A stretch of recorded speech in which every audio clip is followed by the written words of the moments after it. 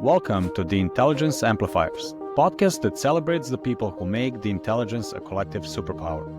In every episode, we uncover the stories of learning and development leaders who amplify knowledge, break down silos, and empower teams to thrive. These are the enablers of insight, the ones turning expertise into action and shaping the future of work by ensuring that the right knowledge reaches the right people at the right time. So, if you're ready to explore how the intelligence is amplified and shared across organizations, you're in the right place. Let's dive in. Hello. Welcome to today's episode of Intelligence Amplifiers. Today we have Jenny Sauer-Klein joining us. Hello, Jenny.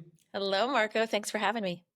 We met recently. You came to one of our Technocon roundtables, and you talked about how to create amazing employee experiences and actually do it like in real life.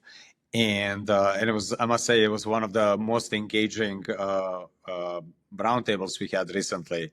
So thank you for that. And today you run the primary shift, which is basically a service to help organizations and big organizations like Airbnb, Google, Haas School of Business, etc., create employee experiences. You Correct? got it. Yes. Yeah. And Awesome. Specifically, I would say turning, what could be a more kind of boring presentational one-way monologue into something that's interactive, engaging, that creates community and learning retention and lasting impact. So something that's very, very dynamic and memorable and worth time, energy, and money that you're investing in it. Exactly. And that's why one of the reasons why your roundtable was so engaging was it wasn't a death by slides. It was, we rolled our sleeves and we actually engaged with one another, and it was a really awesome, energizing experience. So yeah. But I wanted to start with your early career, and it had nothing to do with that. It was, you did AcroYoga, I believe. And Yes. You did it when it was sort of like this new thing. It wasn't a movement that it is today. So how did that all come about? Yeah. So my background is in theater originally. I grew up in New York City, got exposed to a lot of wonderful things. I got a degree in musical theater, then did a bunch of traveling, ended up back in New York right around 9/11. So I was in New York for 9/11, which was a very powerful experience, separate story. But at the time, I was teaching circus arts and after school programs and summer camps with children. So that kind of started to seed. I had started doing yoga in college and found it very cathartic. I was used to performing on stages. And so movement for me was very performance oriented. And in yoga, I found this deep inner experience of movement just for myself. It was a radical new thing for me in my 20s. And then I started getting exposed to circus arts. I was doing poi spinning, like fire spinning, all kinds of fun stuff. I started teaching circus arts and after school programs. So it was very basic level acrobatics, clowning, juggling, skill toys, things like that. And I had no idea what I was doing. And the children just completely, kicked my butt, and I was a mess. And slowly over time, I learned how to wrangle a room, and I learned to learn their names very quickly so that I could get their attention. And I learned how to control the chaos. And there's something beautiful about circus, and that there's a place and a space for everyone that brings everyone's talents and personality out. You don't have to conform to something, but it allows you to bring your uniqueness forward. And it's a balance of chaos and control. And so I learned so much through that process. When I moved from the East Coast to San Francisco, I came to study acrobatics at the Circus Center in San Francisco, which was at the time the best kind of acrobatics education you could get in the States. I was studying with Master Lu Yi. And after a few months, I got introduced to this man named Jason Niemer, who was a Bikram yogi. He had been a high-level competitive acrobat in his youth. And so I came in with this very basic level acrobatics, teaching kids. He had this super high-level competitive acrobatics career. We were both yogis. I also brought some Thai massage and other components of kind of restorative and partner yoga parts. So it was literally the night we met, we were just like, zing, zing, zing, zing, zing, zing, zing, sparks flying. The vision of AcroYoga literally downloaded. It was like, oh, this is a thing we had all this kind of professional chemistry and vision of what we wanted to create and generate. And, I was mid 25, he was 28, we were young, full of energy and like, let's do this. So literally AcroYoga was born December 2003 on that night. We started teaching January 2004, and it was off to the races. We started teaching in circus centers and yoga studios. We had a sold out Valentine's Day workshop. People were falling all over the place. It was trial by fire. We learned a lot along the way about safety, both physical and psychological safety. And a lot of what I learned there, I absolutely now bring into the work that I do with corporate teams. We don't do handstands. We don't lift people into the air, but those components are still really essential. So I learned a lot of lessons from that time that carry through to what I do now. Got it. So you essentially helped launch a movement, and you're like on the forefront of that. And AcroYoga obviously is it's pretty common today, at least. And so that must have been super exciting. You're like at the center, at the peak of all that. Yeah. So it was an amazing ride. I can only imagine. Yeah, that's pretty awesome, and thank you for that contribution to the society. So that's a big deal.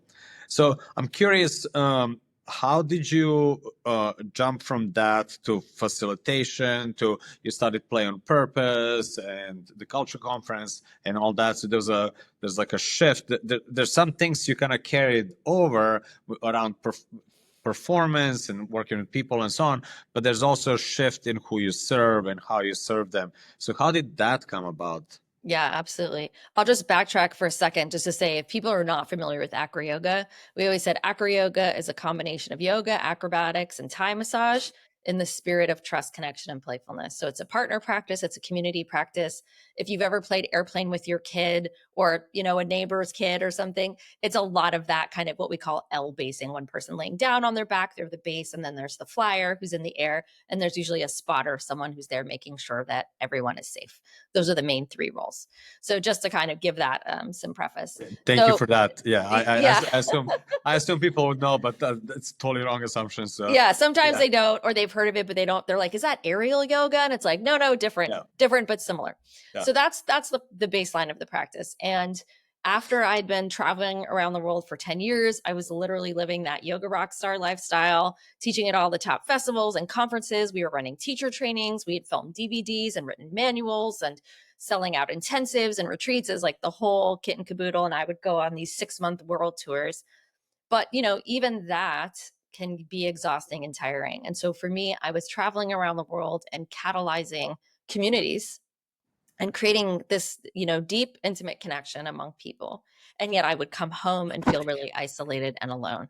And I would go to my friends and be like, "Hey, I'm here." And they'd be like, "When are you leaving? Nice to see you. When are you leaving?" Right. And I was like, "Oh no, this is not what I want." And I was starting to crave having a home, having a relationship, having a dog, like having a home base, something that would be grounding for me. I was also in significant physical chronic pain. I had chronic back pain that I was trying to heal, and it just was re-aggravated over and over. So there were a bunch of things where there was like a rub there. And then unfortunately, my co-founder and I just had a number of kind of falling outs where we just really were not seeing eye to eye. I think there was a long period of time where we brought different perspectives, and that was a strength. And then it started to become an obstacle, and we just could not find ways of aligning. And so we tried many ways with lots of different interventions to try to co-lead separately. But when you're co-founders and you're 50-50 business partners, if you're not in alignment, not only does your organization not move forward, it moves backward. And because our practice was all around partnership and collaboration and teamwork, for me, it was very disturbing to be in such disharmony with my co-founder. And so after many years of working on it, we just got to a place where this is an impasse. And the other truth of it is that I was having this inner voice that was like, "This is amazing. You're the matriarch of this global movement with now millions of people and celebrity practitioners, all the things." And I was like, it doesn't feel right anymore. And I thought that this was going to be in the calling for the rest of my life. Like, I really thought this was it. So that was very disorienting. And that voice got louder and louder. The discord with my co-founder got more and more, to the point where it was more painful to stay than to leave. And so I decided to leave, and it was incredibly scary and disorienting. I went through a huge identity crisis. I cried, I think, every day for about a year and a half. I lost my community, my livelihood, my purpose, my direction. Career has always been very important to me. So I didn't know what I was doing. And I think in some ways it's like that phoenix rising from the ashes, right? Everything has to crash and burn in order for you or me to come home to what is true and to rediscover that. And so I came back to the discovery that trust, connection, and playfulness, which were the 3 core values of AcroYoga, were still like my 3 core values, and that I wasn't done with the ethos, but I felt complete with the practice. And so then it was like, how do I take the essence of what AcroYoga is about, which for me was always the metaphors of collaboration and teamwork, relationship, communication, connection, but take that to a different community in a different context. And I think at the time, corporate was like the farthest thing from where I had been. And so there was something very attractive about doing something totally different with a group of people I really knew nothing about. I'd never had a corporate job except my own company, which was not a traditional company by any means.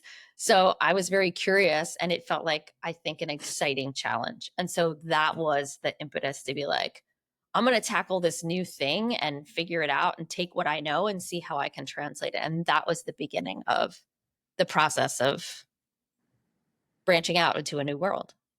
Got it. Got it. So a couple of things that I just kind of wanted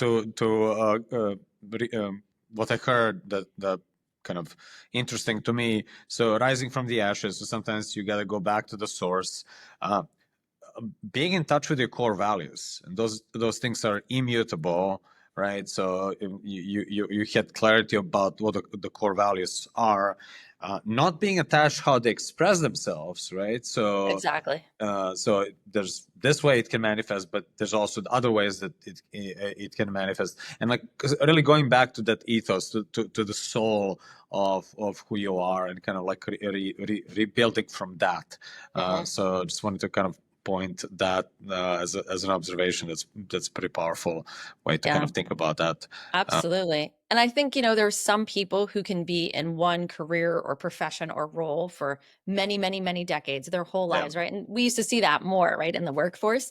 And now people are changing a lot more. And I think for me, it was also accepting my nature as a creative spirit and artist who's like, I need that transformation periodically. And now for me, it is much more about what is the underpinnings, the values, and the ethos of what I'm doing. And I'm much less attached to the form that they take. And that's given me so much freedom to experiment and play and be like, what does it want to become now?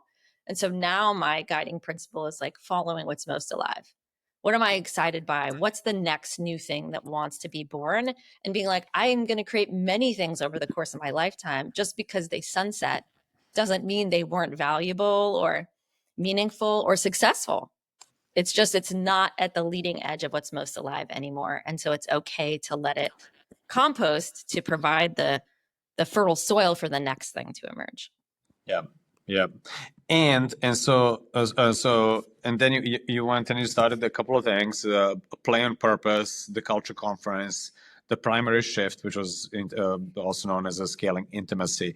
And so these words, play and purpose and culture and intimacy, doesn't really sound corporate to me, right? And yet you launched this with organizations like Adobe, Autodesk, Genentech. Like, we're not talking about like some small mom and pop shops. These are like, massive tech giants. So how did that come about, and like what does that look like today for you? Yeah, I think in the beginning, as I was transitioning again, the corporate world was very foreign to me. I spent a while in the beginning kind of apprenticing, working for and with my good friend Adam Rosendahl, who runs a company called Late Night Arts. And they go in and they do these beautiful collaborative, immersive art experiences with teams that are, again, all about connection, communication, creativity. And so being behind the scenes there, both as a facilitator and kind of advisor, I learned so much about how to connect with corporate audiences and how to take what I learned or what I knew and deliver it in a way that was contextually relevant to those audiences. And ultimately, I was like, whether you work for a corporation or a nonprofit or enterprise or whatever context it is, like everybody ultimately wants more connection, wants a feeling of belonging. Like it's just a matter of how do you make that accessible? How do you make it safe? How do you create an invitation that allows people to step in rather than forces them to open? Because when people feel that, they close. And so when I had been doing AcroYoga, I developed this body of work, which I now call Play on Purpose, which were all of the kind of team building games and icebreakers I would use to get people to open up and feel connected and safe with each other before we did the physical lifting in the air and things like that. And I found that that was essential. That was an essential component. And that was one of my favorite pieces. And so when I left AcroYoga, that became its own body of work. That's like, here's the connective exercises that you can use in any group to create trust, connection, rapport quickly, to turn a group of strangers into community within minutes. They're accessible. They are appropriate for an adult, sophisticated corporate audience. I think a lot of the team building stuff you see out there is Legos or building a tower with marshmallows. It's like, I'm staying away from a lot of props. So it's really human to human, but I'm bringing in different aspects of the arts, improvisation, creative writing, poetry, movement, music, sound, all these different elements that to me are a gateway, oftentimes parts of ourselves that are inaccessible, that we don't use. We don't think of ourselves as creative or an artist. So we don't go there. But when you can introduce small elements of that to a group, all of a sudden people open up in a new way. They're accessing different parts of themselves, different ways of connecting. So that became its own body of work. And I started doing team building sessions just with that body of work and going to the people I knew. Who are the people I knew who are in leadership positions in companies who already knew me, already trusted me. And that was the entry point where I started getting into companies and then getting referrals and testimonials. And from there, I noticed that play as a platform felt limited. I felt like I had more to offer. I wanted to make more impact. I wanted to go deeper with teams. And I started looking at the culture space, which was emerging. This is like 2015, 2016, where culture was becoming a really important thing people were talking about and caring about and were investing in. And I felt like I'd had a lot of experience creating culture with AcroYoga. We absolutely created a culture that was international, that was global, that was shared among millions of people. So I was like, okay, I know something about that. It's not within a company with employees, but it is absolutely at scale. So I started, I've been to many conferences over the years. I started going to more business oriented conferences, and I was just enraged at what I experienced as mostly a waste of time, money, and energy. Super presentational, super boring. Everybody's sitting there in a room full of amazing people they could be connecting with, learning from, sharing with. And it was just a lot of sit and listen PowerPoints, which we don't need in today's information overload world. So I was so angry that I was like, I want to create something different, something better, not perfect, but a new model for what a conference can be. And I decided to do it under the conference umbrella because it felt like I had something to offer there. I was interested in it. It felt like a big enough platform. And it was all about, to me, culture is all about how we, not what we do, but how we do what we do. Who are the people? What are the relationships, the values, the behaviors? How does this universe operate? How do we intentionally create that? So I decided to build this conference on my own. I found a corporate partner who would host me basically for free in their beautiful offices in Santa Clara. They're like an interior design furniture company. So their office was their showroom. So it was an amazing indoor, outdoor, very modern, but cozy space to have an event. And I specifically wanted something that was not the like ballroom with fluorescent lights vibe. So that was signaled already like this new paradigm experience. And so I ran that conference for 2 years. It was invite only for about 250 leaders and within organizations. And I learned so much through that process of, again, iterating the model, meeting amazing leaders from different companies. And that very organically led to more and more opportunities to do higher and higher level consulting work, team building work, culture building work within some of the organizations that you already mentioned. And so that very much like catalyzed my career And at the end of those 2 years of culture conference, I just super burned out. I put so much time and energy into it. I had advisors. I had maybe like one support person, but it was more or less a one-woman show. And I'm very meticulous and I have very high bar for myself. And I burnt out. And so I took a break. And when I came out of it, I was like, okay, this conference is meaningful. I love it. I've learned so much. But then I'm impacting, 200 or 300 people who are in turn impacting people. But I got more excited about, can I take the principles and the frameworks that I'm using to design these experiences, create something that would be universal that I could share with thousands of people that could create thousands of events using these frameworks. And so that's how the primary shift was born, which was called scaling intimacy for many years until recently. So very much about creating connection at scale. So I looked back on the work I had done with AcroYoga and said, how do I make this universal? So I pulled the yoga and the acrobatics, the Thai massage out of it. And I said, okay, all the programs that we created, all the trainings, all the intensives, all the retreats, like what were the universal elements? And so I took the dramatic arc from theater and storytelling and applied it to an events context. So now I have this dramatic arc event template that has about 12 elements that if you follow all those elements in that relative order, you're pretty much guaranteed to create a very powerful, transformative, connective experience that takes people on a cathartic journey, somewhat of like a hero's journey experience. And so that's what I've been doing for the past many years, is sharing that template through public trainings, private trainings, through experience design consulting, facilitation, because to me, experience design and facilitation are like cousins. They're like two sides of the same coin. So experience design being your plan, your vision, your curriculum, your design, what you think is going to happen. And then the facilitation is, how do you bring that plan to life in the room? How do you adapt seamlessly? How do you expect the unexpected? And then shift on a dime without anybody knowing anything has changed, and being able to read the room in the moment and respond to your group. So I love both of those. I love teaching both of those. So that's a lot of what I've been doing for the past number of years. Got it. Yeah, and you mentioned culture, and so definitely that's been something that's top of mind for a lot of organizations and a lot of leaders. And you're adding some words that are maybe a little bit progressive and new, like play, like permission to be creative, connection. Right, like those are less common in today's corporate environment, and I'm hearing something to that end. And we have a lot of learning and development people in the audience, right? Like, and so they facilitate events and or learning opportunities. But there's the mechanical side of that, like facilitation. There's also this other side, which is about connecting people and creating opportunities for play and connection. And so that I found that really interesting to kind of view it as two sides of the same coin.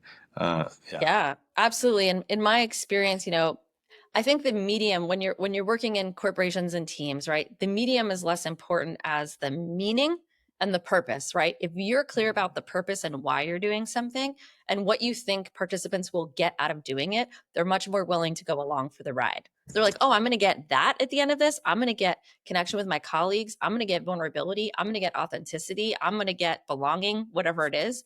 Then it's like, oh, this is the medium by which we're going to do that. And in my experience, play or playfulness, right? If we just think about that, not as a thing or a verb, but as an attitude, because we can take any activity and bring playfulness to it, which is meaning like a sense of levity, a sense of wonder, a sense of experimentation. If we can bring that attitude to anything we're doing, it creates more room for humanity to come through, for someone to be able to fail, to be willing to take risks, right? And so much of that is part of psychological safety. So in my experience, I would say about, a medicinal amount of connection goes a long way.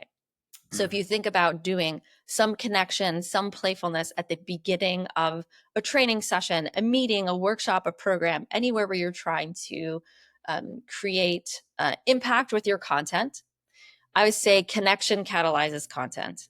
So a little bit of connection goes a long way to help people become present, receptive, feel relaxed. Their nervous system is at ease. They're willing to make mistakes. They're willing to ask for help. They're willing to admit they don't know something or don't understand something. That means that whatever content you want to deliver is going to land that much more deeply because they're actually awake, aware, engaged, and receptive to receive it. So we oftentimes get right to the heart of it and we're just like, logistics, content, done, right? But that's not really honoring the human experience or tendencies, which is people are coming from probably a day of back-to-back meetings. They're worrying about their sick kid at home. They need to get their car fixed, whatever, right? There's the monkey mind is going a million miles an hour in different directions. We have to help people physically, emotionally, mentally arrive, clear the palette, connect to who is there and what we're doing and why, and then deliver the content. And then at the end, have some integration and debrief. What happened? What did it mean for me? What am I going to take away from that? What am I doing now differently because of what we experienced here together or what I learned? So it's like having that sandwich, that opening and closing, where we're both starting with some playfulness, some connection, some relationship building, some humanity, essentially, and then closing with that sense of integration, takeaways, and debrief, to me is essential for learning retention in any session or culture building in any community or company. Got it. And so, what does a perfect or ideal engagement look like for you? Like, is that like a smaller like manager training? Is it more like a company all hands? Is it offsites? Like, what's the sweet spot? What do you enjoy the most? Yeah, I would say the thing I do the most and I do really love and enjoy is offsites. I do a lot of offsites because I think for me, it brings in, most people when they go to an offsite, they're expecting some amount of team building and connection, right? So usually that's, say a 2 to 3 hour session we do towards the beginning. So I would say, again, one of the connection principles is connect early. You want to set the tone for connection right away, right? Be like, who we are and how we are together is the most important thing. And we build from there. So we usually do that at the beginning. And then I always work with my clients. I teach them, I give them educational materials. I walk them through the dramatic arc. They understand this is the design framework that we're going to be building with. I help them create a primary shift. So again, the name of the company, a primary shift is a from to statement that captures the mindset or state shift that your participants will experience. So you might be taking your group from confused to clear. Right? There was just a reorg. Nobody knows who's doing what anymore. Roles and responsibilities, very confusing. You're going to take them from confused to clear. Who's doing what? Who do you go to when you need this thing? It could be going from a toxic drama culture to authentic, direct feedback. So you're just looking at what is that from to? Where am I meeting my audience in the beginning? And what shift or change, what is the main change that we're trying to create? And so there might be many changes or shifts, but you decide what is the primary one? What is the most important one that without this, we'd feel like we missed the mark, we wasted the time? Or what is the thing that allows all the other shifts or changes to be unlocked in a greater, faster, easier fashion? So I also work with my clients. So we're doing strategy, right? Strategy with the design. What are their goals and outcomes? How do we reverse engineer the curriculum and the flow based on that? So usually we're starting with some of that high level work. Then we're doing the team building to kind of build the interpersonal skills that we need to do the strategic work. So then recently I was doing an offsite with Autodesk, and they were revising their brand deck that they share both internally with other departments and externally with collaborative partners. So I designed a process to help them iterate on that in a very kind of collaborative, in the moment, design thinking way. So I love it because we get to do the team building, culture building, also the high level strategic work that the business needs to move forward, but we do it in a human interactive way that's not, again, the boring PowerPoint. So I'd say that's the work that I do the most, but I love working with big groups. So whenever I can get into a group of like 100 plus people, 500 plus people, working with people from stage, that's like a very comfortable, happy place for me. Got it. And so what I like about this is it's not, you don't view yourself as just creating an experience, but you're actually picking a very specific needle. Like out of all these needles, you're picking, like there's your primary one, and you're like, we're gonna move X from Y to Z. And I'm also hearing like there's accountability, there's a measure of success in all that. It's not just like, like cookies and ice cream. It's about actually making a difference. Yeah. on making an impact on the business and making it measurable. Absolutely. Because if you have a primary shift afterwards, you can say, did we accomplish this? Like, is this happening now? Especially in the tail afterwards, like the weeks or the months after. And I always like to do a debrief with my clients a few weeks after, at least, to be like, okay, what do the survey results say? What do the anecdotal things say? What have you seen or heard? What's going on in the group afterwards? Did we achieve what we set out to achieve? And I find most designs just focus on the two. It's like, okay, we want more connection. We want more authenticity. We want more, clarity or whatever. But they're not taking into account the from. Where are we starting from? And if we're looking at the from and the to, then it really clearly maps out the arc of the experience. Like, how do we meet the group where we're at? Because a lot of the times people jump. They jump to the end result and it's too fast or it's disconnected. People are not ready for it. And so they feel left behind, they feel alienated, they feel disoriented, and it doesn't land. And so we really have to do that initial work of empathizing with our audience and really getting into the psychology of like, where are they now? And what's realistic? Like if you have a 1-hour workshop, you're not going to go from toxic work culture to authentic direct communication. And even maybe that shift is not realistic in a 3-day offsite. Maybe that's a 6-month project. So it's really looking at what's realistic for the time that I have with my group so that it feels manageable and it feels achievable, because the hardest thing is when we set our goals really high and then we fall short, right? Especially if we've made that promise to our audience and then we don't meet it. That's when it feels really disappointing and frustrating. And so I think it's making sure we have an achievable goal that we can meet and exceed, right? Even ideally, given the time and energy we have with our group. Got it. And obviously, we just went through pandemic and now return to office. We went from being zoomed out to meeting in real life once again. So how's that impacting what you do? Like, are you seeing more companies paying attention and being sort of creating those experiences by design, or what's going on there? Yeah. In America. What I'm seeing from my vantage point is companies that have gone more remote, generally speaking, more hybrid, more flexible work scenarios.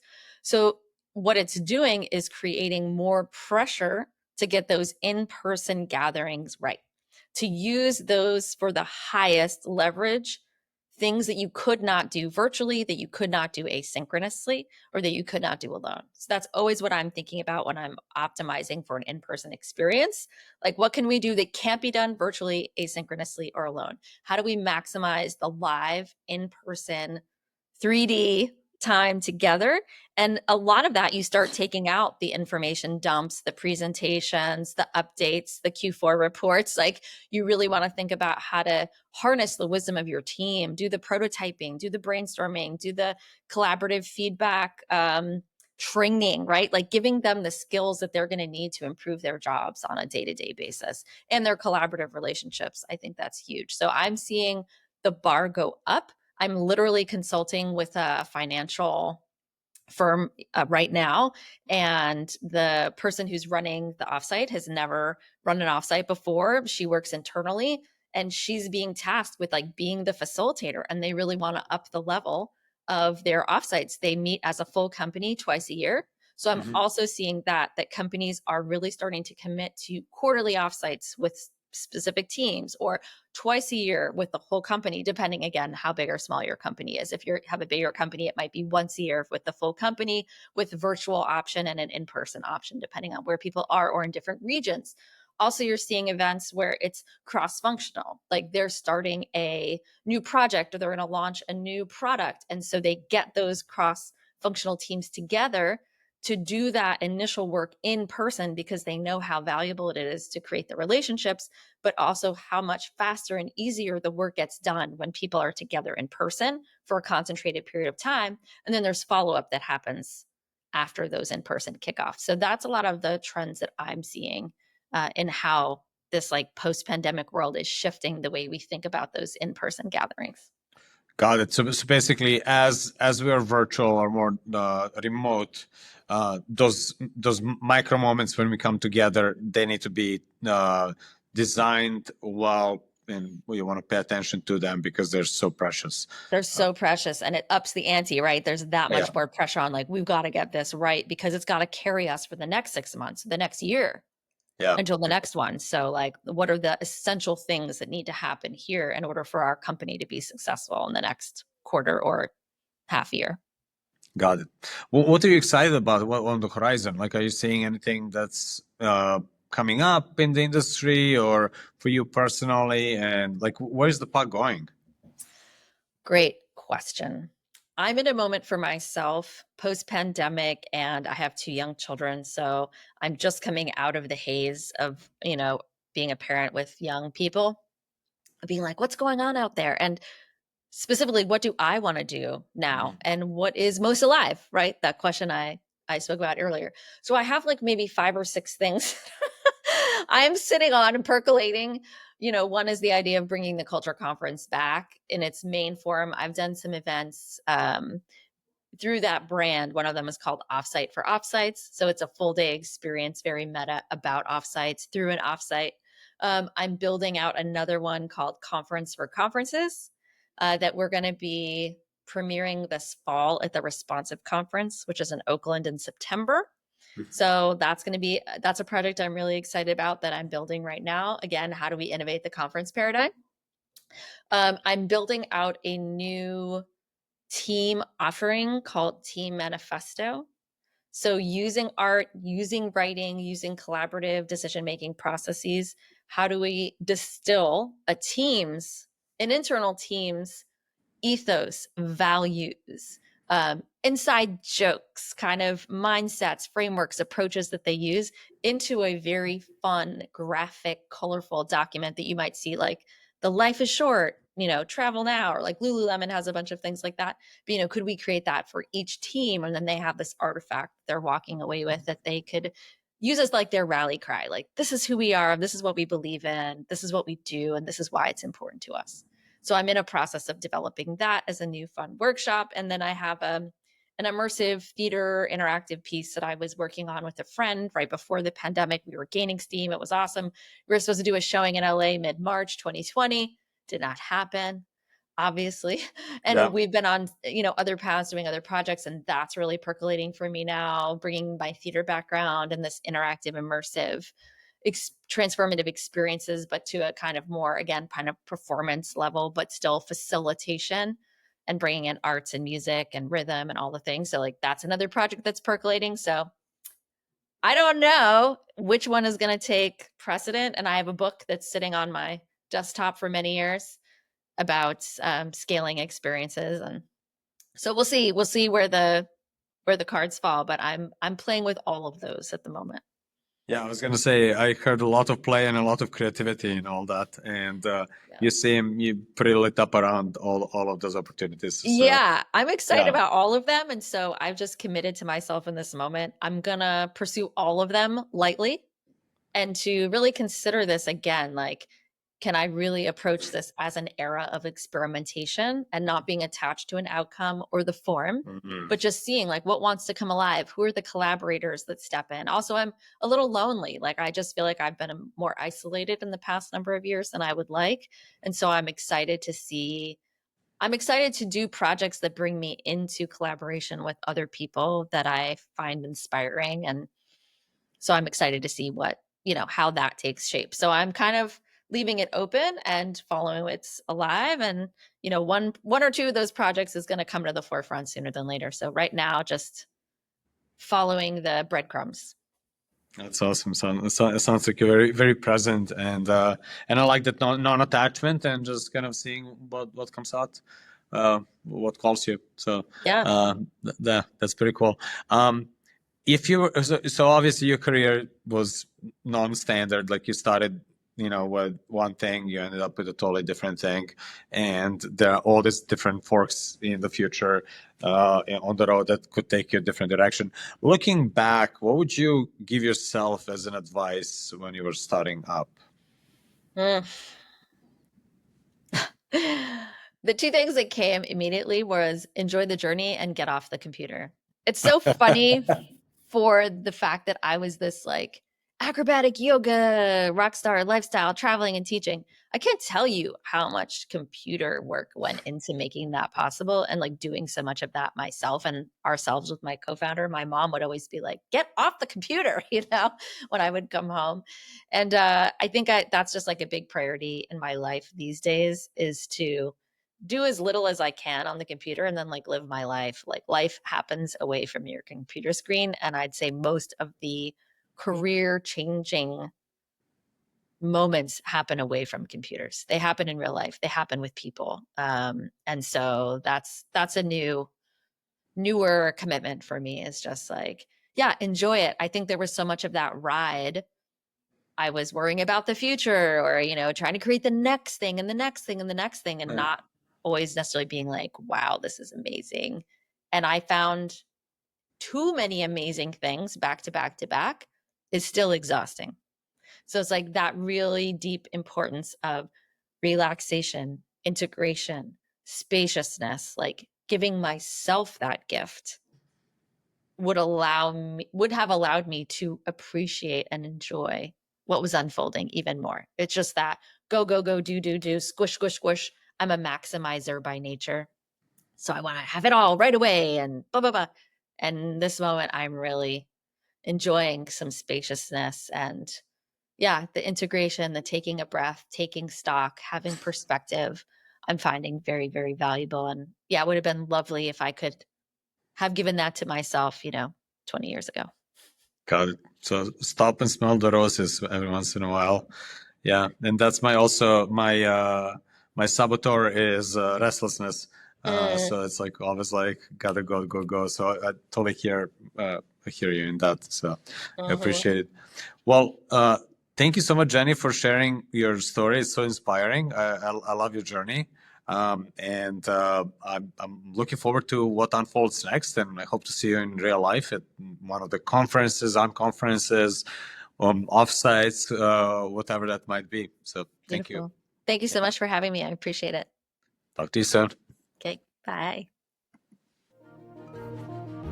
That's it for this episode of the Intelligence Amplifiers. If you like what you've heard, be sure to subscribe or follow so you don't miss out on the future episodes.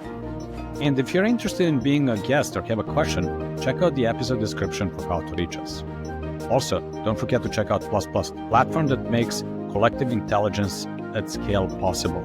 Find out more at plusplus.co. Thank you for listening, and until next time, keep amplifying.